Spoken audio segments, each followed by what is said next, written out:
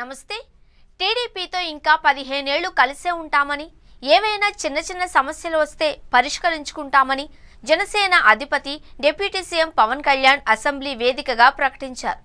కానీ క్షేత్రస్థాయిలో టీడీపీ జనసేన మధ్య స్నేహపూర్వక సంబంధాలు కనిపించడం లేదు. తిరుపతిలో జనసేన టీడీపీ మధ్య విభేదాలు తారాస్థాయికి చేరాయి. తిరుపతి అసెంబ్లీ నుంచి జనసేన తరపున ఆరణి శ్రీనివాసులు గెలుపొందారు. చిత్తూరు నుంచి తీసుకొచ్చి తమపై బలవంతంగా రుద్దుతున్నారు అని ఎన్నికల సమయంలో ఆయన అభ్యర్థిత్వాన్ని అప్పట్లో అందరూ వ్యతిరేకించారు. అయితే పవన్ కళ్యాణ్, చంద్రబాబు తమ నాయకులకు సర్ది చెప్పడంతో ఆరణి గెలుపు కోసం పనిచేశారు. ఆరణి తిరుపతి ఎమ్మెల్యే అయ్యారు. ఆ తర్వాత టీడీపీ అలాగే జనసేనలో తనను వ్యతిరేకించే వాళ్లకు ఆరణి శ్రీనివాసులు సినిమా చూపిస్తున్నారు.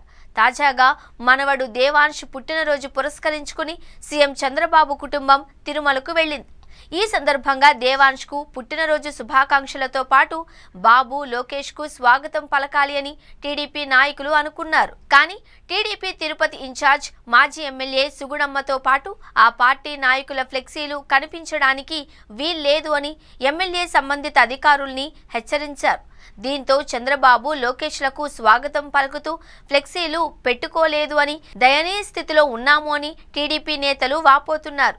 ఇలాంటి దుస్థితి తమకు వస్తుంది అని అస్సలు ఊహించలేదు అని టీడీపీ నేతలు అంటున్నారు. కేవలం తిరుపతి ఎమ్మెల్యే ఆరణి శ్రీనివాసులు టీడీపీలో ఎమ్మెల్యేకు దగ్గరి నాయకుడికి సంబంధించి మాత్రమే తిరుపతి నగరంలో ఫ్లెక్సీలు కనిపించాయి.